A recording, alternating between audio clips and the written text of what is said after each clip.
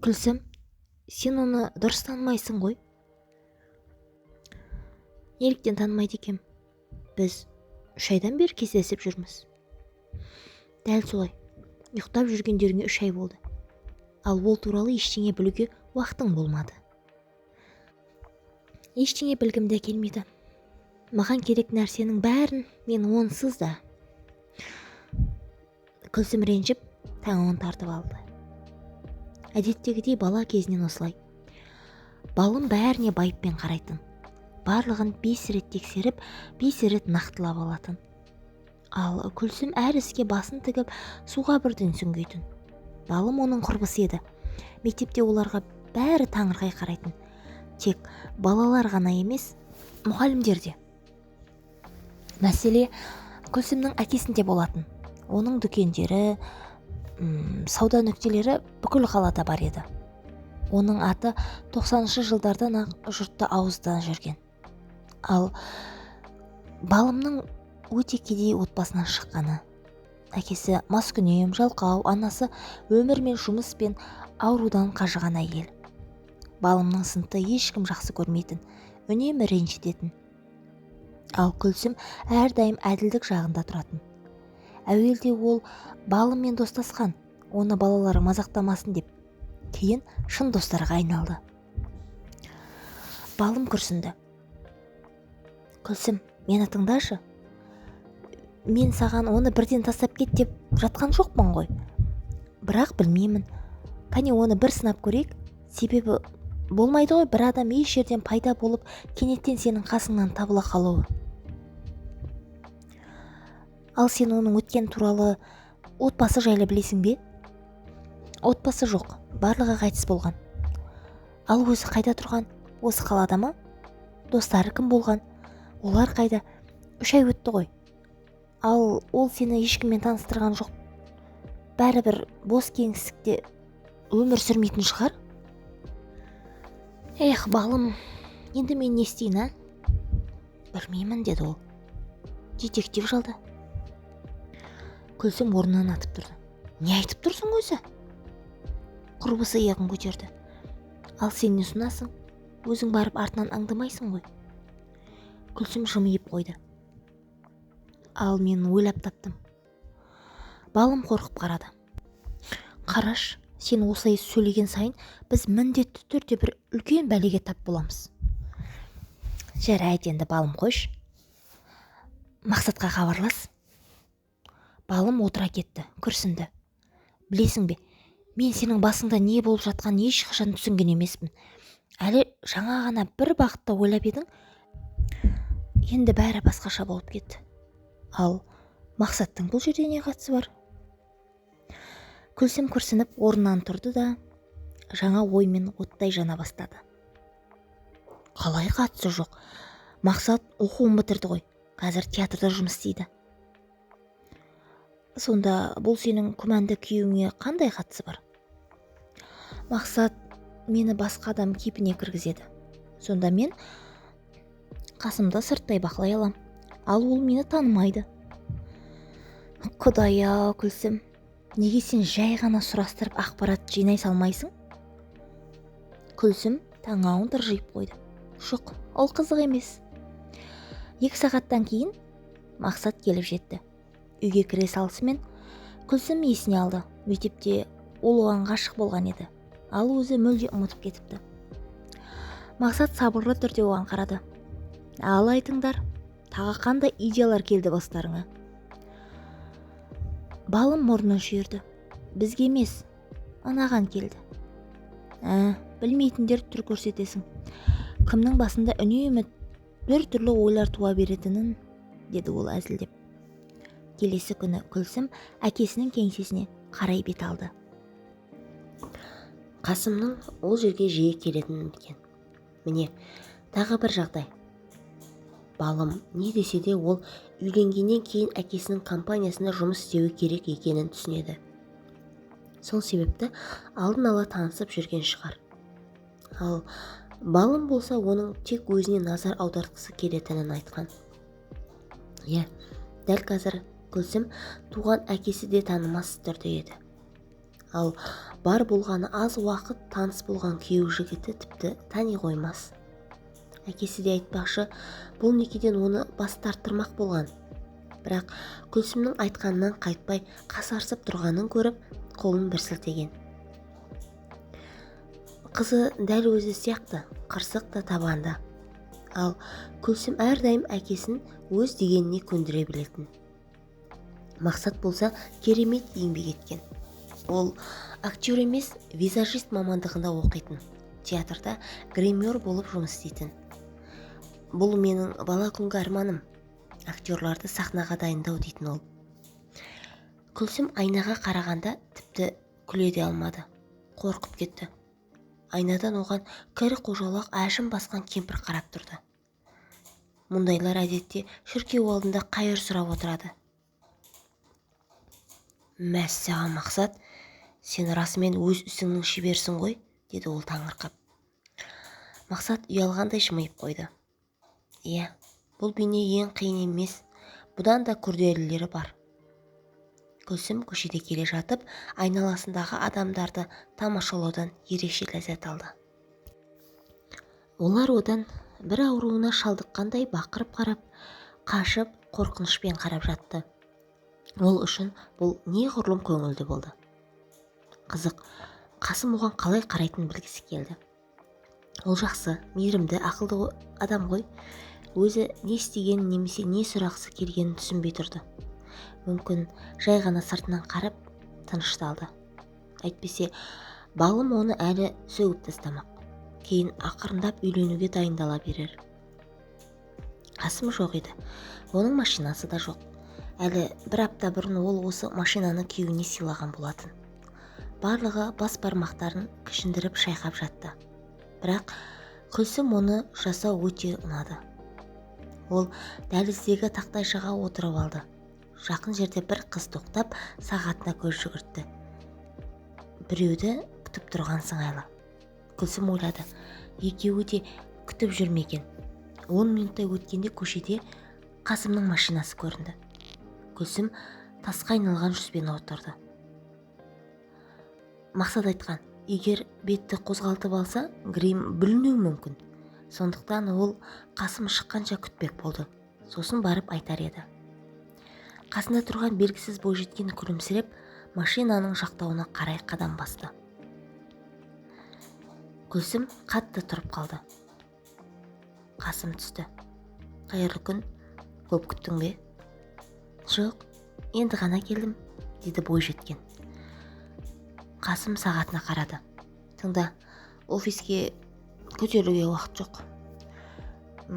Кафеге барып сөйлесейік, деді. Қыз басын изеді. Әрине. Қасым Арманұлы, айтыңызшы, осындай алып фирманы қалай өзіңіз басқарасыз? Деп сұрады қыз. Күлсім гримді қозғауға болмайтынын ұмытты. Көздері босып жоғары көз тікті. Яғни осы ақымақ үшін Қасым фирма директоры еді. Ол сол кезде ол Қасымның бойжеткенге тастаған қарап қысқан көзін көрді. Ол бұл көзді бұрыннан танитын, ол оны есінен танымайтын. Ал Қасым кафеде ғана тоқтамайды деп жақсы түсінді. Қанша ақымақ қызды осылай алдап қалдырған екен. Мүмкін өзі де солардың қатарында болған шығар. Қасым қызды машинаға отырғызып, жүргізуші жаққа бет алды. Әй жігіт, тоқта, деп айғайлап жүгіріп келді Күлсім. Қасым тоқтап, оған ызалы көзбен қарады. Не керек? Әй жігітім, сен өте бай, әдемі екенсіз. Ақша беріп көмектессеңізші, деді Күлсім. Кет әрі, деп шүйлікті ол. Сіз сияқты ақшасыздарды құрту керек, тек ауаны ғана ластайсыңдар. Қасым қатты итеріп жіберіп, Күлсімді асфальтқа құлап түсті. Жас жігіт машинаға отырып, бойжеткенді ертіп кетіп қалды. Күлсім көздерінен ыстық жас аққанын сезді. Қалайша?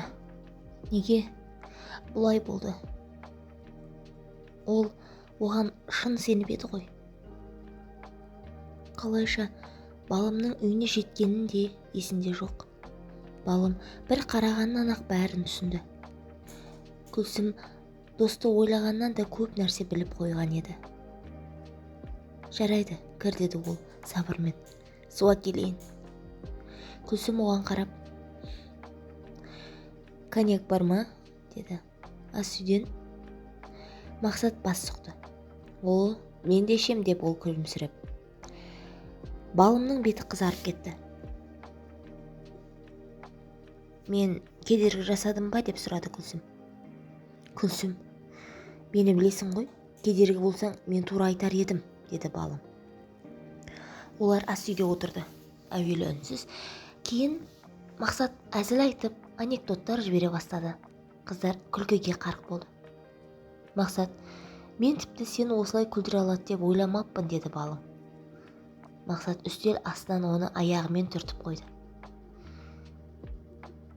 Мен емес, менің досым бар. Арман, соны естісеңдер күлкіден өлер едіңдер. Айтпақшы, ол жақында хабарласты. Қазір бос, не істерін білмей жүр. Балым бәрін түсініп жымиды. Онда шақыр, тек дүкенге соғып кетсін. Кеш көңілді өтті. Арман шын мәнінде көңілді, тіпті сымбатты жігіт екен. Қыздар, бәлкім барға барып ескі сүйектерді бір сілкейміз бе, деді ол күліп. Күлсім де күліп жіберді. Тек сен енді өзіңді би шебермін демеші. О, егер менің бойымдағы барлық талантты білсең, мені ұстап отырар едің, қашып кетпесін деп, деді Арман қалжыңмен. Бірақ барға кірген Күлсім бірден серейіп қалды. Бірінші көрген адамы Қасым болды. Оның күйеу жігіті сол баяғы бойжеткенмен билеп тұр. Күлсім сол сәтте ақ есін жиды. Балымның үрейлене қараған көзін байқап сыртқа атып шықты. Түсінбедім, не болды? Деді Арман таңырқап. Мақсат Қасымға қарай ишара етті. Міне, сол оның күйеуі. Жақында үйленбек болған, бірақ бүгін ол туралы онша жақсы емес нәрсе біліп қалды. Сонда той болмай ма? Білмеймін, меніңше болмайтын сияқты. Онда менің оның артынан барайын, деді Арман. Қайтып келем бе білмеймін. Сендер демала беріңдер. Ол Күлсімдің жол бойында қуып жетті. Қыз такси ұстамақ болып тұрған еді. Тыңдашы, кішкене серуендейікші. Қарашы, ауа қандай тамаша. Қыз жылап тұрған көзбен оған қарады. Бармаймын. Бір рет тырысып көр, бәрі жаман ойлар кетеді. Қаласаң үндемей-ақ қояйын.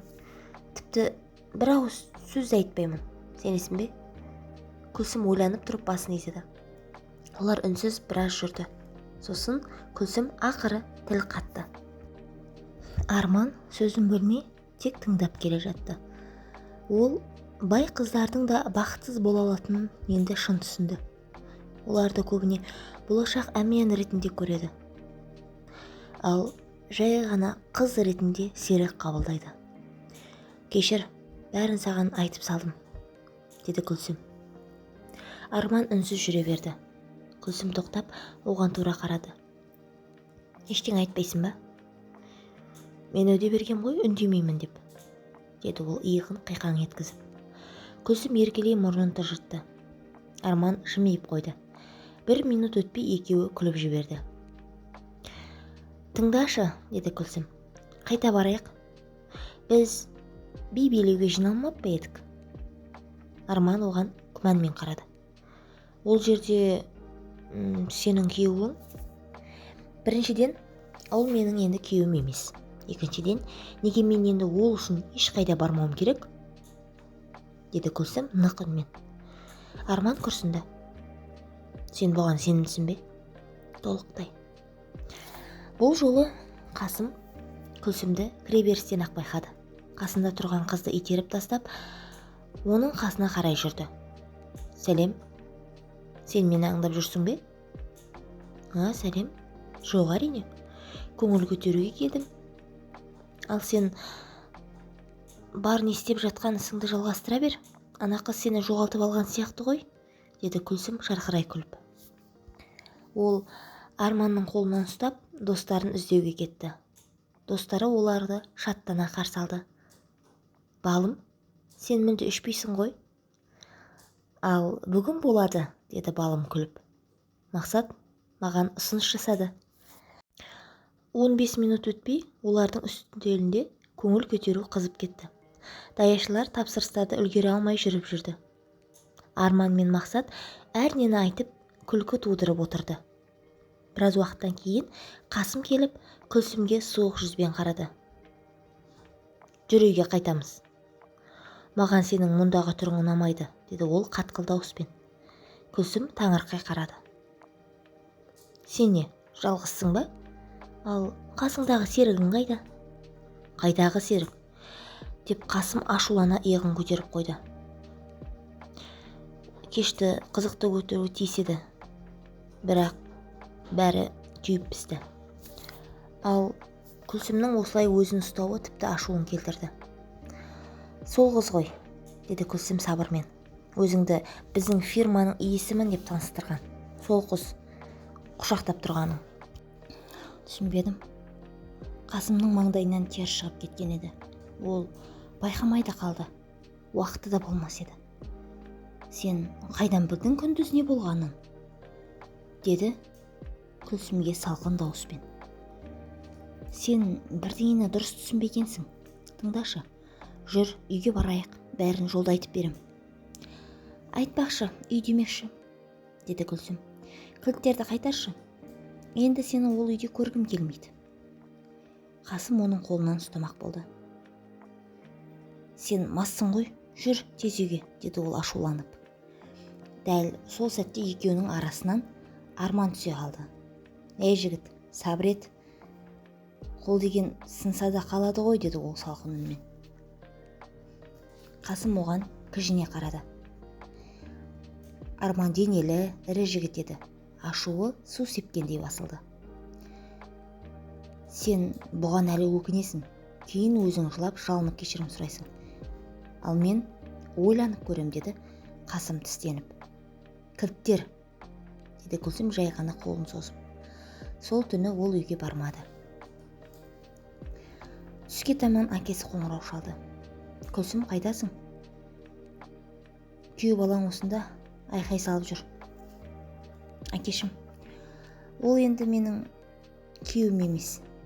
Ал мен...» «Жетеді», деді әкесі қатқыл, бірақ жылы үнмен. «Осындай жаңалыққа мен шын қуанып тұрмын. Не көмектескенін білмеймін, бірақ ризамын. Босаған кезде хабарлас». Әкесі тұтқаны қойды.